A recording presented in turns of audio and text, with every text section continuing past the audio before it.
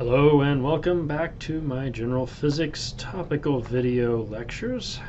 Today's lecture video is a supplement from something we did in class earlier today actually, and that is the Kirchoff's law problems. I had set it up, I had done everything to getting you a system of 3 equations and 3 unknowns. It is an Algebra 2 problem, a basic math prereq at this point, but some people still wanted to see this problem worked all the way through to the end, so I'm making this video to work the problem all the way through to the end.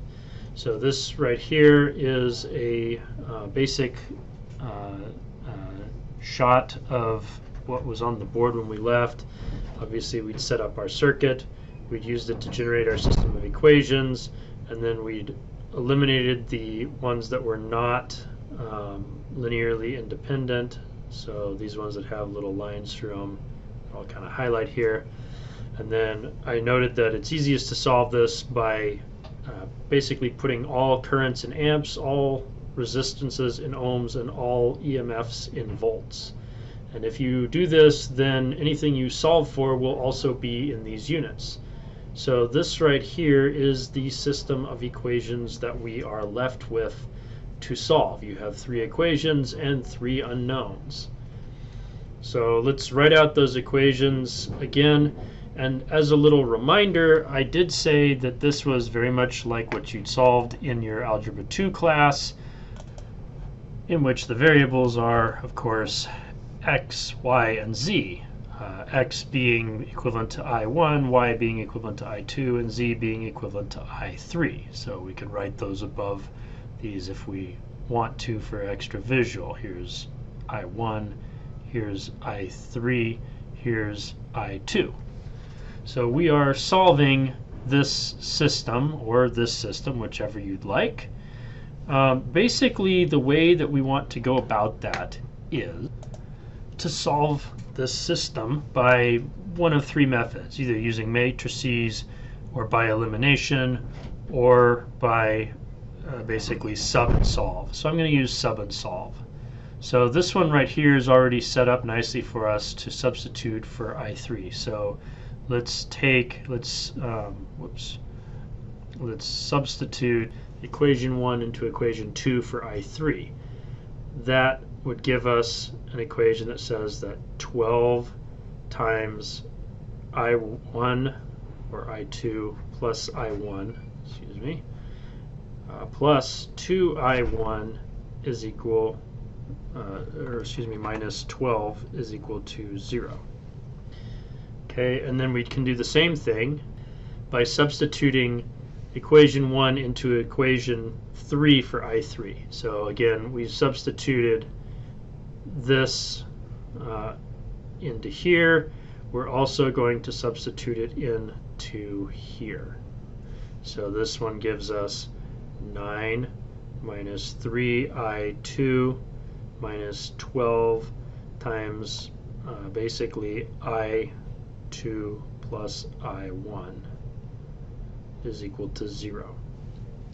Okay, so now that we've done that, we should take these 2 equations and simplify them and then maybe solve for I1. So this right here solved for I1 would look like this ultimately. We have 12I2 plus 12I1 plus 2I1 minus 12 is 0. And so on one side we have 14I1. On the other side we have 12 minus 12 I2. So 12 minus 12 I2 is 14 I1. Therefore, I1 is 12 minus 12 I2 over 14. Okay, and now we want to substitute that into the next equation. So let's actually do that in magenta. Basically just repeating these steps until we've eliminated. So this has to go into wherever you see an I1 in this equation, which is right here. So what you get is 9 minus 3I2 minus 12 times I2 plus, and then this stuff for I1. So 12 minus 12 I2 all over 14 is equal to 0. So basically at this point you go through and solve this for I2, since that's the only thing left in this equation.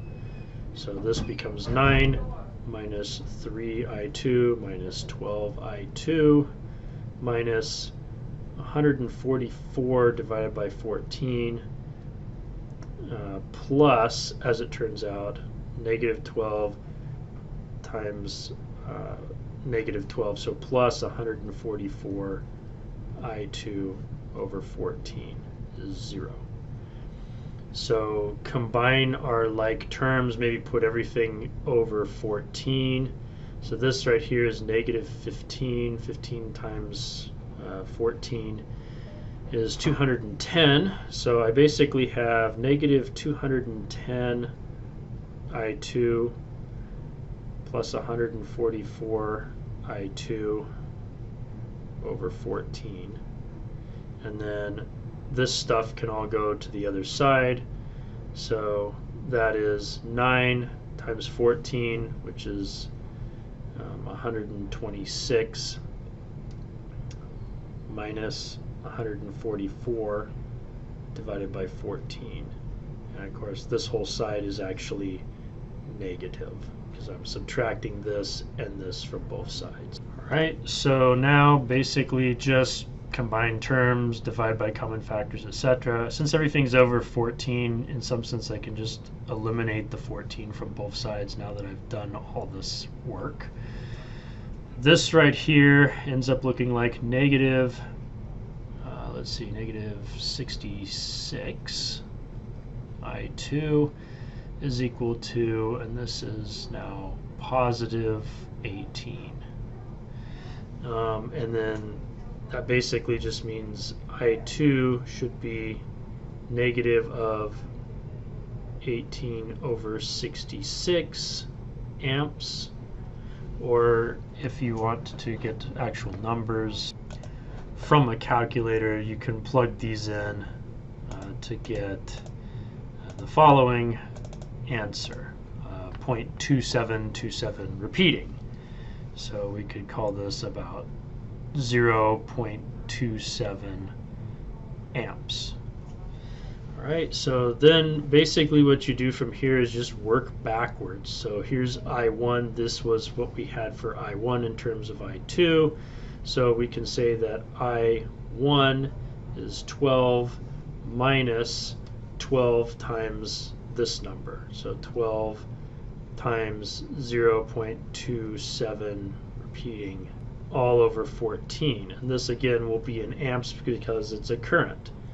So I1 gives us a total of about 0.6234. So 0.62 amps roughly.